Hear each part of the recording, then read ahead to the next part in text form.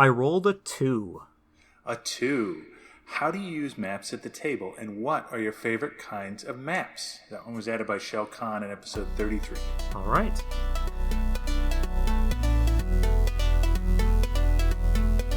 Hello and welcome to Roll for Topic, a podcast where we discuss topics related to tabletop games. I'm Andy Rao. And I'm John Corey.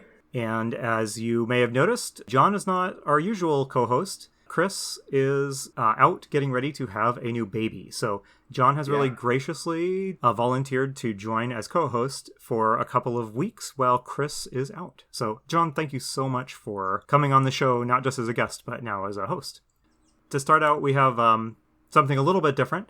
A couple of weeks ago, my son came on the show for a couple of minutes because he had just run his very first game of Dungeons & Dragons. Well, as listeners of the show will remember, I have mentioned on many occasions my daughter, who's in middle school, who has been running and playing a lot of Dungeons & Dragons with her friends over the last couple of months. So, John, with your permission, I have asked my daughter to come on the show for a couple minutes to tell us how she has been doing running games over Zoom in this time of social distancing. So, daughter, greetings. Yeah, hi. I know you have quite a bit of D&D gaming that's going on. So, what games are you running? And what are kind of the online tools that you're using to do it? Yeah, okay. So we're using D&D Beyond for the character sheets, and usually they just have that pulled up in the background. And then we use Zoom for being in a video call because that's the only way we have. And yeah, those are really the only two things we use. And you are running a game? Yeah, The Lost Mine of Phandelver. That's what it's called, right? Yes. Okay. So, and how has that been going? It's been going pretty good. All the players are overpowered, but also they were all Dragonborns, so... I heard about the all Dragonborn squad here. Yes. You have come to me, and it's warmed my heart to hear a couple of very familiar Dungeon Master problems. So why don't you tell me about one of the problems you have run into? Either a problem just with running games, or a problem with running them online. And then, what is a problem you've run into? And then maybe what have you done to try and address it? Yeah, I mean, to be fair, I'm running for a bunch of middle schoolers, so it might not be a problem for everyone, but it's really hard to make them stay on track, because, once they, mishear me or something and turn it into a joke, they will not shut up for the next 10 minutes. To solve it, I mean, most of the time, one of them is just can we start playing D&D now? So you have, one person who's, the person who is trying to haul everybody back on track? Yep, that's pretty accurate. Okay. Yeah, if you get that one figured out, I think the entire world of GMs would like to know. Because yes. You had one other problem you've mentioned to me on a number of times. And John, there was the time that website downloaded a virus onto my computer. That was a problem. Yes, risks of running games online in an online environment, I guess. So one other problem you mentioned, though, and John, you might have a little bit to say about this. You have run into a problem with overpowered characters. Can you tell us just a little bit about that? They're all Dragonborns with 18 armor class, and I can't hit them no matter what I try, and then they all deal 10 damage in one hit, and And that's that. So John, I've tried to give her a little bit of advice, but John, what advice might you share to my daughter or to someone else who has players that are just plowing through whatever she throws at them? Me and one or two of my friends who are also playing D&D, consider just throwing a Tarrasque at them. Nice. That is one way to do it. Well, that's not the worst idea, throwing something at them there's two things I like to do. One is kind of create problems for them that aren't about solving combat problems. So, great if you deal a ton of damage, but can you jump across that ravine, right? Do you have to come up with some creative solution to do that? And the other one would be throw something at them that they can't beat, right? So it's not about actually winning the combat, but about surviving, and that makes it a little bit of a different game, and then it might actually be fun for them, because I think, a lot of the movies and stuff you guys probably like, they might involve combat and big fights like the Avengers or something, but more, they probably involve chases and that kind of thing, and that's another aspect of the play that maybe you could bring in that being super powered wouldn't help them. Has your father told you how jealous I am that his kids don't think he's just a huge nerd? Because my kids wouldn't play D&D with me if I begged them to. So, yeah. He's raised us to be huge nerds, too. We don't know anything else except for this. This is fantastic. You've done good, Andy. I'm running a social experiment over here in my household to raise creepy nerds. Okay, well, I've met both your kids now, and neither of them were creepy, so I think you're doing And I was going to say, my daughter may play games and stuff, but that doesn't mean she doesn't consider me a huge, irritating nerd, as she reminds me from time to time. So. Yeah. All right, well, hey, thanks a ton for joining us. Yep. And best of luck dealing with your overpowered, min-maxed Munchkin players. Yeah, thanks. All right, bye. Bye.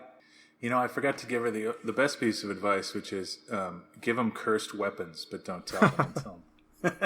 We all went through that phase as well, right? Yes. Well, thinking about how to advise her, there's this trap GMs fall into, which is, I think, to try and punish players for doing things in the game that the GM doesn't want them to be doing, but also that aren't really wrong of them to be doing within the context of the game. It's a tricky issue, though, when people are doing a pretty reasonable in-game behavior that also is kind of taking some of your fun out of GMing. So yeah, that's a hard thing, and I think every GM goes through this, but you craft these adventures and you get so excited and then they just blow through it, or it doesn't go the way you expect. I think that's a very early GM thing. Like, you want to challenge them and you want to make the game interesting for them. And I think also at your daughter's age, like, I think there's a fun in just blowing through everything easily, right? Yeah. And maybe that changes as you get older, right? Yeah. But I think that it sounds like they're having a good time. Yeah, and that's what it comes down to. If you're having fun, you're doing it right. That's exactly. If my co-host Chris were here, he could pop in and remind us with his little tagline that he says. But if your players are having fun, you're a great GM and you're doing a good job. So. All right, so hey, John, before we jump into the topic, have you been running any games or doing any sort of game adjacent activities over the last couple of weeks? Well, I have a couple things going on. One is I have promised to run 2 sessions of Dungeon Crawl Classics, and I haven't done it yet. I really need to just sort of get over the hump and run something online. So, well, 2 things happen. A friend of mine, Steve, is running a game that's sort of a storytelling game, and it's one of those games where there are no rules, right? We're just doing a big sort of storytelling session, but there are rules of the universe we're operating in. It's very much like, he called it In a Barn, and the game is we all sort of wake up in a barn, and we don't know where we came from or what we are or what we can do, sort of in the middle of this battle. And we discover the world and the rules of the world as we play. And that's sort of the game, which is, wow. It's clearly a fantastic world. And the way he's painted it, it's sort of like, it feels like different worlds are sort of smashed together on wherever we are. And so there's modern worlds and ancient worlds and all this weird stuff happening. And we've got to sort of figure out what the rules of the world are. So that's super fun. We've only played that once. We're going to play it again. One of your previous hosts, guest, Jess, was on, and she's in that game. And then I finally decided to just restart my campaign. I just miss it too much, and it was going really well, and so I've decided to restart that and try to run that online. So that's fantastic. So have you been kind of have you been putting off running games online? I'm detecting a sense that you are trying to muster the courage to just do this thing. What's getting in the way of running online games for you? I don't know. I think I get so much energy from the sort of, I play sort of more improv-y games, and I get so much energy from that sort of connection at the table, right? Yeah. That I worry that I won't be good at it online, if that makes any sense. And I think the other thing is I like to pick up. I feel like I'm good at picking up cues from people, and when you're online, that's harder to do. Yeah. So that's the other thing I'm worried about. But I figure I got to figure it out sooner or later. I guess I could, but I really don't want to go a year or a year and a half without playing any role-playing games. So all them hip kids are playing online, so I got to get with the program. Yeah, I know exactly what you mean, and I do think that it is a little extra intimidating running the sort of improv games, those games that really do involve riffing off of each other. For better or for worse, with D&D or Pathfinder, you can always fall back on just kind of the system of D&D to drive itself to some extent.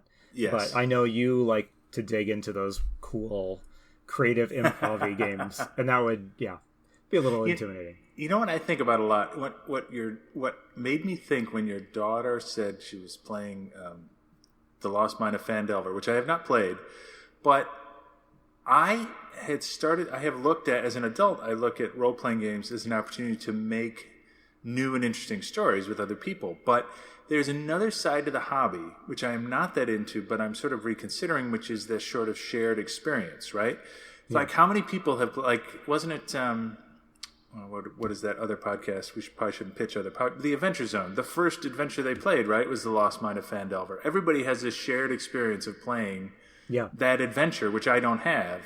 And I'm wondering if there's something that the game offers that I'm missing, right? Because I don't play a lot of D&D, so am I missing on that shared experience? That's going to be like when they're older, it's going to be like playing Monopoly, right? We play D&D, and everybody will have this shared idea of what that game is. You know, I've seen some interesting online chatter to that effect about across the different D&D editions and maybe other games as well. You know, what are those sort of shared touchstones that most D&D players have participated in? Yeah. And, you know, back in the early days of gaming, you know, because everybody was buying the old D&D box set that came with, like, say, Keep on the Borderlands or something, you know, that was a shared introduction to D&D. Everybody played that one. That everyone... Tomb of Horrors, everybody has the Tomb of Horrors story, right? Yeah, exactly. And every edition and iteration of D&D has had at least one or two of those moments that, like, a significant percentage of the player base has encountered in some way. And I think it tends to be, you know, either the initial adventures that are published or whatever ends up getting packaged with the starter beginner set or whatever, but not entirely. But I can see how if you are really invested in mostly doing your own thing, you would have this sense of, like, you know, I didn't get my party killed at this famously difficult encounter in whatever Keep on the Borderlands. I can see that. Yeah. So, yeah, I'm curious, and I'm thinking a lot about that. As someone who doesn't actually play D&D or own the current D&D books, I'm wondering, like, should I do that? Am I missing? So, yeah, that's one of the things in my brain. Okay. I have been, there's one thing I wanted to mention before we jump into our topic. Are you familiar with the author Tim Powers? I know that name, but I could not tell you one of his books. I think he writes pulpy fiction. He does. Very appropriate to people of our stripe. Yeah, he has always felt to me like an incredibly gaming-related author. Not that I think he is a gamer or has anything to do with the role-playing hobby, but... He's not like Jim Butcher, but yeah, go ahead. Yeah, so he's... I was introduced to him via Ken Haight's writing over the years. Do you know Ken Haight? That's probably why I know the name. I used to be a regular listener to... Ken and Robin talk about stuff, but, you know, after, I don't know, 300 and some episodes, I kind of moved on. But yeah, I was a religious listener for a long time. Yeah, I haven't listened to that podcast too much, but Tim Powers comes up on a regular basis in Ken Haight's writings, or at least the writings in, like, kind of the late 90s, early 2000s when I was reading a lot of his stuff. And he comes up because Tim Powers writes these sort of quintessential fantasy historical pulp adventures where he grounds the story in a real historical setting or time period. That sounds pretty great. Yeah, then he roots around and he finds the weird or unexplained bits from that time period. That sounds like Ken Haight in a nutshell. It does. And then he builds something out of that he builds a framework for, like, a cool adventure. Oh, and nice. So you get both pretty good historical fun. Like, he picks interesting time periods, you know, Victorian London and Cold War spies and what's one that you've read that you like? Yeah, well, the one I'm reading right now, the reason I'm bringing up this really long tangent is I started rereading one of his older books called The Stress of Her Regard. And Which is a great title. It is a wonderful title. It is about a character who winds up getting mixed up with Byron and Keats and Shelley and a lot of the other guys in that literary social circle. Sure. And the idea is they're kind of, as a group, they are plagued by these vampire-like beings that that fuel their creativity, but sort of leech off of them at the same time. And The Stress of Her Regard, the novel, is sort of a story of this guy just going through the decades trying to shake loose his kind of addiction or victimization by one of these creatures. But most of the fun is not, you know, in the vampire story, but it's in the interactions with those historical characters and just kind of imagining how those historical characters that are very well known and well documented Right. might have gotten tangled into like this very fantastic stuff in between their more well-known public stuff. So That's kind of great, and it tells me where Doctor Who got the idea for that episode last season. But go ahead. I don't watch Doctor Who, but that Yeah, I they had have had one where they encountered Mary Shelley, and it was a similar kind of thing. But anyway, I'm that's interrupting great. you. Carry on. Yeah. Oh no, I didn't have anything else to say. I was just babbling. I was just gonna say, that sort of thing. It just feels so richly gameable. Yes. Because we all like history, but most of us, there's a reason I think that just like straight historical RPG settings don't tend to really dominate the market, because for better or for worse, we crave that a little bit something, whether it's like magic or elements of supernatural horror or something like that. Yeah, or even, I think Ken Hite pointed this out, even Game of Thrones, which is super fantastic, is from a historical context, the War of the Roses, right? So start with something historical that is almost unbelievable, right? Like the War of the Roses, and then, go crazy with it, which is what they did with Game of Thrones. So yeah, I love that idea. That sounds fantastic. Tim Powers, the What of Her Regard is the name? This one's called The Stress of Her Regard. The Stress of Her Regard. Okay, I'm going to check it out. So hey, we've been bantering for a bit, and we should jump into today's topic, which is a really good one. Yeah, let me read it again. It's from Shell Khan. How do you use maps at the table, and what are your favorite kinds of maps? So I think there's sort of two threads there. There's one about using literal maps at the table, which we could talk about a little bit, but now we've got to talk about virtual maps too. I don't think we can avoid that because it's super relevant. So absolutely. So why don't we start out by finding out a little bit what each of our experiences with maps. If I were to play in one of your games, is there a map involved, and what does it look like? Sure. Usually, what I typically do these days, first of all, let me say I love maps, and nothing makes me happier than the old-fashioned blue hex grid map from the original D&D adventures. I love those. Yep. So I love looking at maps, but I don't make detailed maps as a general rule. I sort of sketch out ideas and go with the flow a little bit. What I use at my games, I actually pulled it up here. It's called the note board. And what it is this crazy thing. It's basically a whiteboard that folds up to the size of a 3x5 card, and you can unfold it so it's like maybe 18 inches by 3 feet, maybe a little bigger. Whoa. And one side is completely blank, and one side is hex grid or regular grid. And it's a dry erase, so I use a whiteboard marker. And I just sketch out, I'm not that great a map drawer, but I sketch out just what's happening and what they see, and I use that for a lot of different perspectives. So in my regular game, I'll do that kind of thing. Just quick sketching on a whiteboard type thing in the middle of the table that everybody can see. In my current campaign, it's a sort of world. It's not world hopping that they hop from world to world, but the characters take advantage of this sort of teleporter system to get where they need to go, and so I keep a map of the continent they're on and the world they're playing in up all the time to say, okay, now you're here.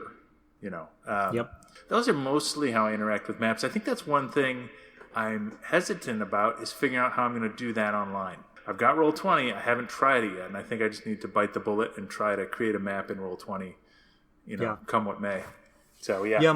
My impression, I also have not really done much with maps in the online games I've been in. The online games I've been in, I have tended to try to avoid using the advanced features of whatever tool we're using, because just to prevent the whole game from bogging down as we try and figure out the feature.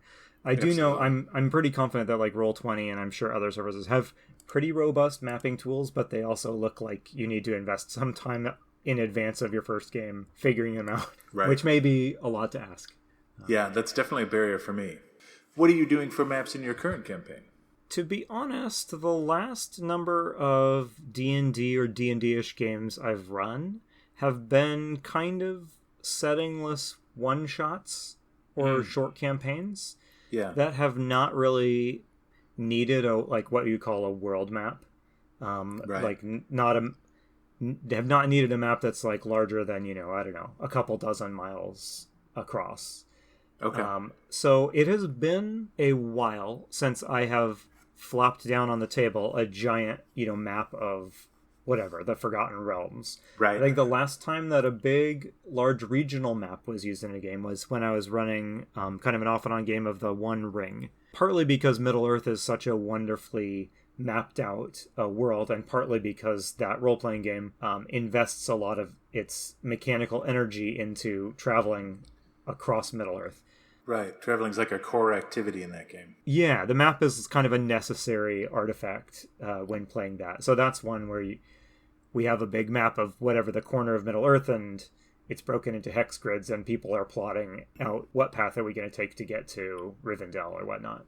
Right. But I have to say, unless the setting really calls for a big map like that, the only maps that come up at my games are like kind of tactical or regional ones. This is such a very broad question, but when you're playing DCC or games like that, do you have a set world with a map that the players know about? And does it make sense that the players know where they are on this map of the continent? Yeah, that's interesting. So I'll give two examples. So when we play Dungeon Crawl Classics, the thing I love about Dungeon Crawl Classics is the funnel, right? And there's a couple of funnel adventures I use. And so when I run those two, I don't create a setting because I'm not really creating a campaign world. We're just going to play. We're going to one-off. I skip that whole thing entirely. In my regular campaign, which is an adaptation of Keith Baker's failed but wonderful Phoenix Dawn command, there is a set world, and I'm actually using that setting. So there's a map that I use that's very specific.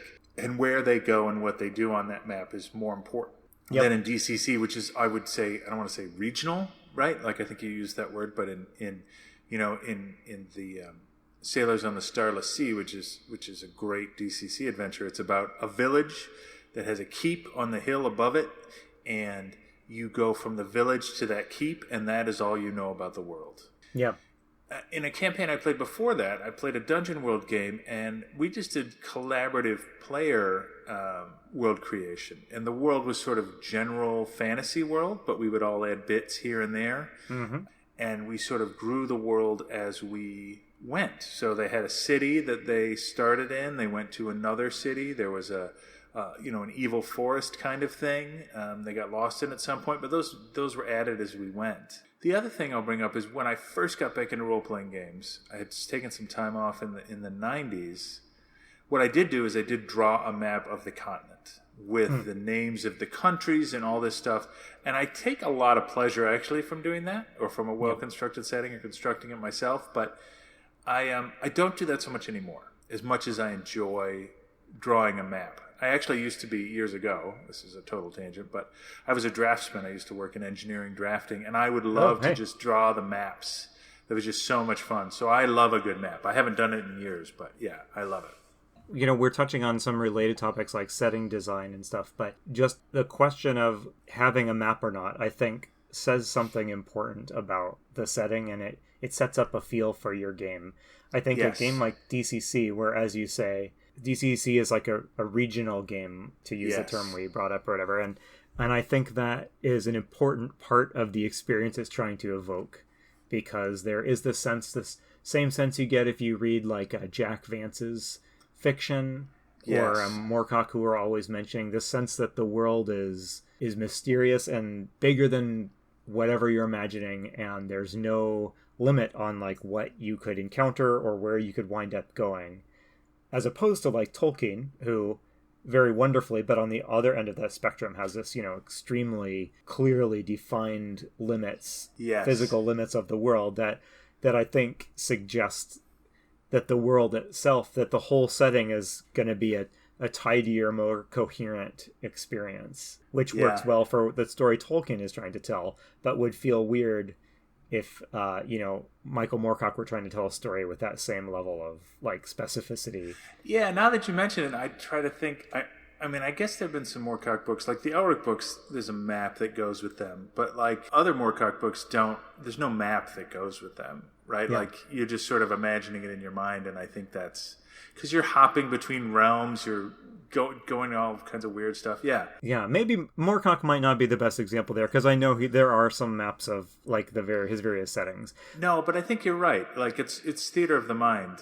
And I'll say, I mean, one thing I picked up from, again, my favorite current game and game that I've been playing lately, Dungeon World, is draw maps but leave blanks, right? Like, Yeah. you've got to, I think the caution for using a map at the table is if it's all filled in, right?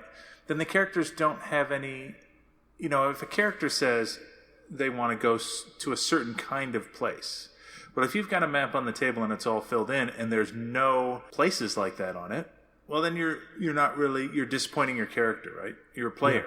Yeah. And so sort of leaving some blanks gives them opportunity to come up with where they want to go and what they want to do. And I would actually say that works at a tactical level too, right?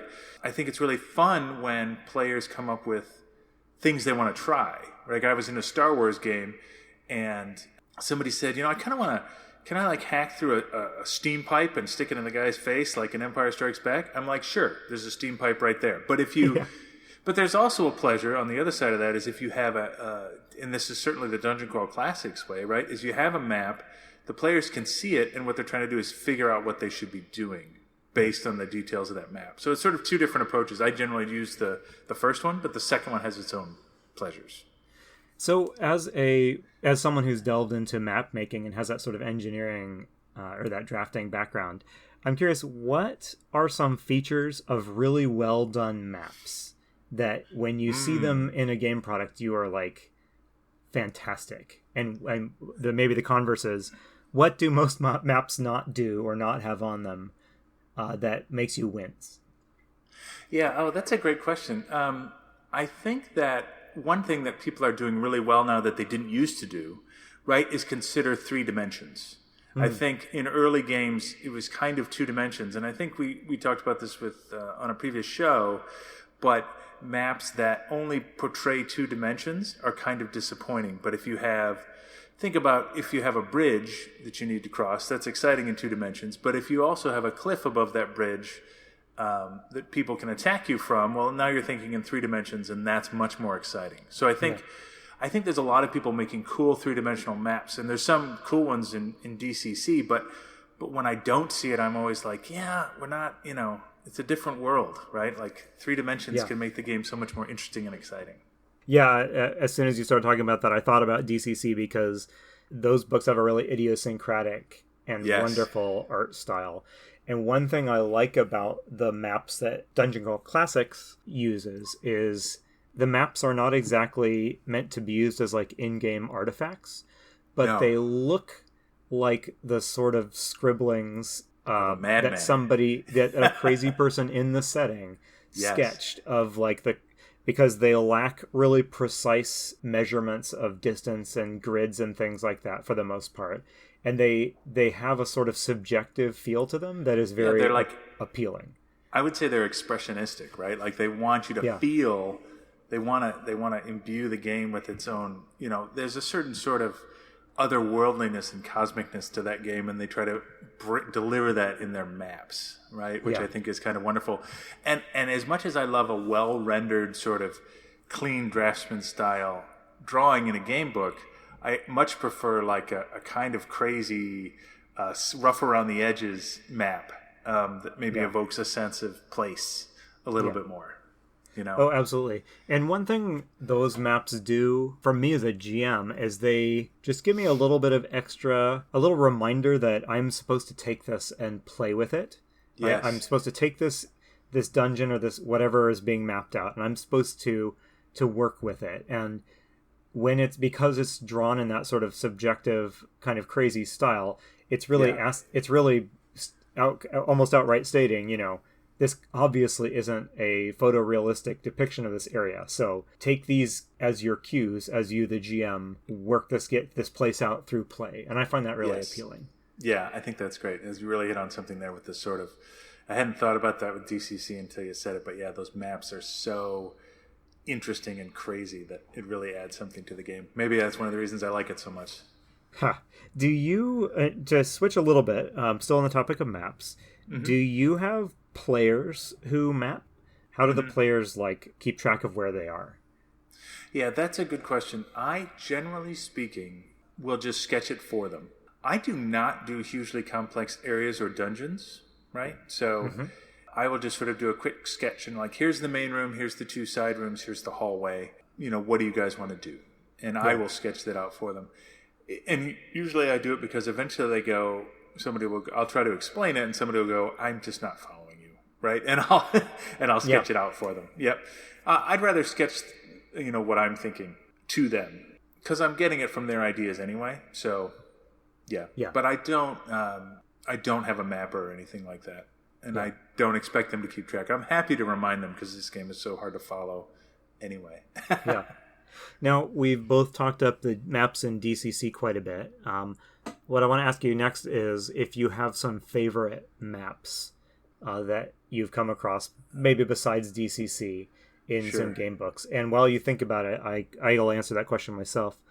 If you've ever had the joy of flipping through any of the modules published for the Middle-earth role-playing game back in the 80s and 90s. Oh, they're so good. Yeah, say what you will about the game system and stuff, but man, whoever they had doing those maps, and the name is slipping my mind, but I encourage you to Google this if you're listening. There's some fantastic maps of most of Middle-earth scattered through those products. It's a really recognizable style. It's very, very precise, so it's kind of the opposite of this sort of impressionistic DCC style, but they're just a joy to look at. Yes, I'm glad you said that. I own 2 game books from that game. I used to own many. I used to own the very early 80s books. I had a ton of them and I sold, but I kept 2, which is the 2nd edition main rule book and their Minas Tirith game book. That came with, and I still have it, this fold-out map that, when folded out, was like the size, 4 times the size of the book, and it was a detailed view, no scale, no hex, no grid, no nothing, just a top-down drawing of Minas Tirith, and I have used that in so many games. And like, there's just colors on the different buildings to give it character. It's not like the green buildings mean this and the orange buildings mean this. It's just it just has character and depth, and it's fantastic. That's one of my favorite game maps of all time, and I've hung on to that just for that reason. Yeah, that's awesome. Absolutely. Anything else that's jumped out at you over the decades? I do love to look at those old first edition AD&D maps, those blue ones, and they're very draftsman-like, and I do enjoy them. So I will always just sort of ponder those. Those are always a lot of fun. As far as other maps, and I'm trying to think of any that jump out to me in recent years, it's the Sailors on the Starless Sea. The maps in that are just fantastic. Some of the maps that have struck me as really good, I have a hard time putting my finger on why it is, but there is this certain balance that a good map will have between feeling full enough of stuff and yet open enough for you to add your own stuff into it, to feel like this can be your world. So I guess what I want to see, when I open a book, is more stuff on your map of the continent or whatever. More stuff than just a couple of capital cities. Right. I want to see some adventure-y looking things. I want to see some ruins or some weird geographical features or things like that. But I want there to be some big spaces that aren't empty. They're just waiting for me to fill them with stuff. I remember over the years, I've dipped my toes in and out of the fan community of the role-playing game Exalted. Are you familiar with that game? I know what it is, yeah. It is interesting how much of the debates about that game in the fan community have centered not around the game rules itself, although there's plenty of that, but around the map. Because this was a game where across its editions, they hit and missed that goal of making the map feel right. Right. And so there are editions of that game where it feels like they've overmapped it and there's nothing, it just subjectively feels like there's no room in here for any of my stuff. And that leads to the sense of I'm just running somebody else's campaign. It's not, it wasn't the intent of the map makers, but it creates this thing that feels very real when you're the GM and you're trying to slot your campaign into this pre-existing world. And then other editions of it have had these big swaths of emptiness that are 1,000 miles wide of nothing. And I mean, you're supposed to put your own stuff in there, and that's fantastic, but you need a little bit of texture in there to grab onto to do that. You know what I mean? And so that has the effect of making the world seem incredibly empty. So I bring this up not to pick on Exalted, which is a neat setting, and everyone, you should go check it out. But that is one where the map says a lot about. It says a lot to the GM about what they can and should be doing. And it's weird how much of a message your map can convey to a GM. I'll just say that. That is fantastic. And now that you put that out there, I'll bring up two maps that I think of. One is one that I think hits that sweet spot. And one of the reasons I fell in love with the game is Keith Baker's Phoenix Dawn Command, which we should talk about at length on this show sometime because we keep bringing it up. But it keeps coming up. I know nothing about it. And so I'm just going to need to sit you guys down sometime and hear all about it. But yeah, we'll have to do that. But it has a map much like you're describing. It has two great attributes. One is it has sort of mysterious things that they don't really go into depth about, right? But they do discuss. They give you hints about, which is great. They give you plenty of space to add your own stuff. And I think the other thing is that it has a style that its own, which is true of that whole game. The game, all of the art, the maps, everything in that game is sort of abstracted. It's not hyper-realistic. It's sort of this flat, two-dimensional... I don't want to say cartoonish because it doesn't look like a cartoon, but super stylized art, and that carries over to the map. Yeah. And that's one of the reasons I leave it in the middle of the table. It's just a great looking map. So that's one good example. The other one I'll bring up, sort of that your own spaces thing versus the totally filled in thing, right? You could think of the Forgotten Realms of the Sword Coast. I mean, there's not a ton to add there, but the one that I thought of when you brought that up was RuneQuest's Glorantha, which I think they just came out with this gigantic book detailing the whole thing. And that is a map where there's, I don't think, any space for you to add anything. It's full.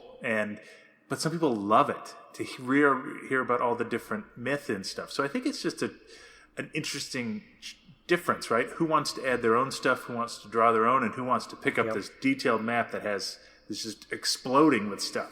My other question about a setting like that is, particularly a super famous one like Glorantha or the Forgotten Realms, is are the players enjoying the discovery of that because they go to a place and they know everything about it?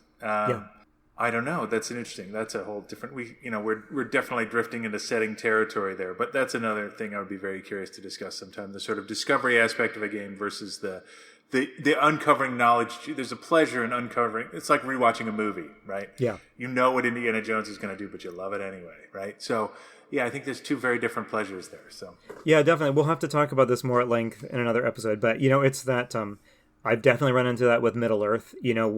What do I have to say about Minas Tirith that everyone at this table doesn't know? Because we're all nerds and we've read the books, and it's the whole Star Wars thing. So you're playing in Star Wars. Is it more fun to go to Tatooine and play in this world that we know and love already, or is it more fun to be in Star Wars but to go to something that's not Tatooine, right? Right. And I think you get different answers if you were to talk to different game groups as just what's fun for them. But I think I know what we're going to talk about next time.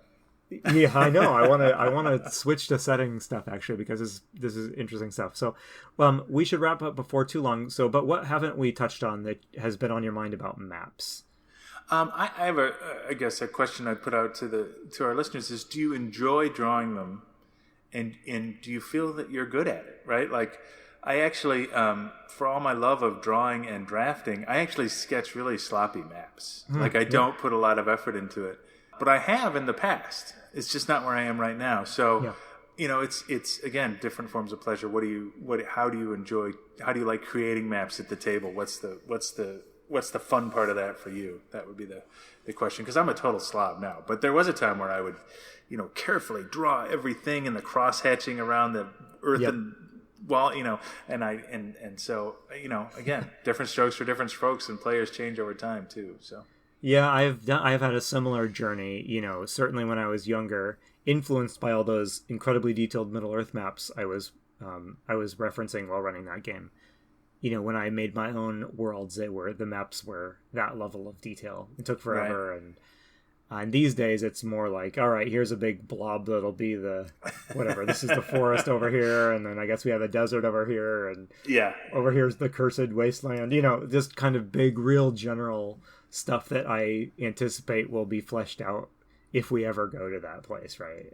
Right. But that I don't have the energy to map out until we're actually until somebody is actually giving us, taking us there to play in that environment. Right. Exactly.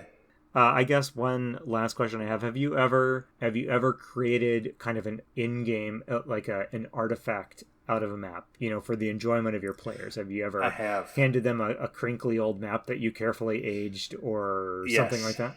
I have. Tell me about it. Burn the edges and stuff. Yeah, Yeah. I did, and I forget what it was for. Even I think it was for a Rollmaster game. They were trying to find the tomb of a dead dwarven king, and I folded it a bunch of times, and I burnt the edges and sort of rubbed it out so it wasn't completely clear. I had a lot of fun doing that, and I remember the other one I'll give you is one of my favorite AD&D adventures, the Sinister Secret of Saltmarsh. Oh yes, the original one.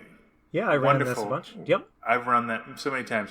But it had wonderful handouts, which are this cartoony map of a ship traveling between 2 points, and that had like this scroll work on it that was printed, and I just remembered, I still have it, having that handout and giving it to people and just having them go, and look at it. And that's one of my favorite handout memories. But yes, I have totally conditioned a map. Just thinking of random things about map, a kind of map I really have a lot of appreciation for is a good city map. If players are going to a city, I do my best to have a map of that city that I can put out on the table. Not necessarily so that we can track what street are you walking along, although it's fun to be able to do that. But a good city map can just really provide a lot of like flavor to an urban scene, I think. And so I enjoy, especially if it's like a giant metropolis type city, I think a good map with all sorts of cool winding streets and different colored buildings, it brings a lot as like an artifact at the gaming table. It brings a lot. I have one question actually, and I'll answer it for myself, and I'll ask you. When you recreate maps, I tend to reuse things. What's something that you always reuse? I can answer first if you want to think about it, because I know. Yeah, you answer first. Let me give it some thought. Well, there was this great in the 80s. There was a series of fantasy novels called, I think it was Thieves' World. I could be misremembering it, but there was a place there. It was where all the thieves hung out, and it was called the Maze. Oh. And it was the city guard would never go there, and it was like this sort of warren of but if you wanted to find information or to buy something illegal, this is where you had to go. And I always include a place like that in every city, sort of this place run by thieves and simple folk, and the authorities stick out of it. As something that's in almost every one of my city maps or big city games. Oh, that's awesome. I guess for me it's the map of, again, looking back to Middle Earth role-playing, the first edition of that had an introductory adventure in it that had a castle out in the wilderness in some ruins with a dungeon complex underneath it and some various stuff in the environment around it. I've reused that map in a lot of contexts anytime I need a ruined castle. Nice. Partly because I encountered it, when I was so young, so it made an impression, but also because it's just a great map of like a pretty good sized ruined castle that's just big enough to like have distinct areas of it to explore. Right. But it's not so big that it's too much to take in. I don't remember like the name of it, just that it's in this Trollshaw's adventure. It might be. I feel like there was a Trollshaw's book that I had. Yeah. Check you have the second edition book. I don't remember if this is in the second edition book, but check that and see if there's like a ruined castle with 3 or 4 towers, and some of them are kind of partly ruined. And, I feel like I remember this. I'll text you a picture of it later. Yeah, it's just got it's just like a good general map of like a ruined castle type thing. Awesome. All right. Well, hey, I think that we should probably wrap up. Before we go, we have gotten a little lax about doing this, but why don't we replace the topic that we just discussed? So we just discussed a topic about maps, and we need to replace it on the table with something else. Do you have something that is burning in your mind that we ought to talk about? If you don't say anything, I'm going to get some sort of setting related question up there, because I've really enjoyed the parts of this discussion that have veered into setting building.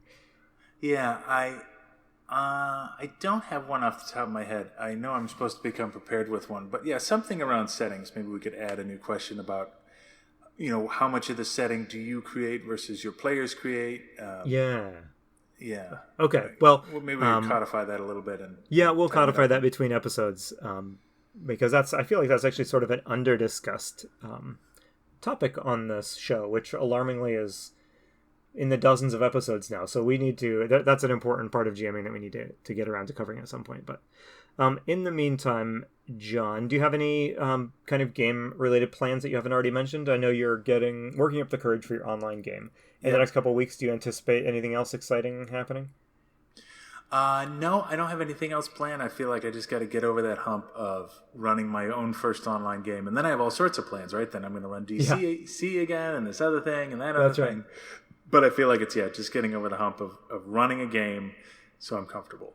You know, speaking of GMing plans, one of these days I want us to discuss, when we get a couple of people on the show, I want us to sit down and I want us to describe the campaign we've been aching to run for the longest amount of time without actually running it. You know, like the one that we have perpetual plans to run that it's always lurking in the back of our minds. Maybe we should get a group together and do this, but that it hasn't happened for whatever reason. But I got it in my mind. I know you do. Well, hey, couple of things. First, John, thanks a ton for being willing to join me as co-host here. And if you are willing, I think you're going to be co-host for a couple more episodes yet. I'm really excited. That would be awesome. I know that Chris is super busy, so any way I can help out would be fun. We're so grateful to have you join us. So, all right. And in the meantime, I hope everybody is keeping safe and healthy and getting some really good gaming and game planning in. I have been Andy Rao. And I've been John Corey. And this has been Roll for Topic. And as Chris would say if he were here, if your players are having fun, you're a great GM. Miss you, Chris.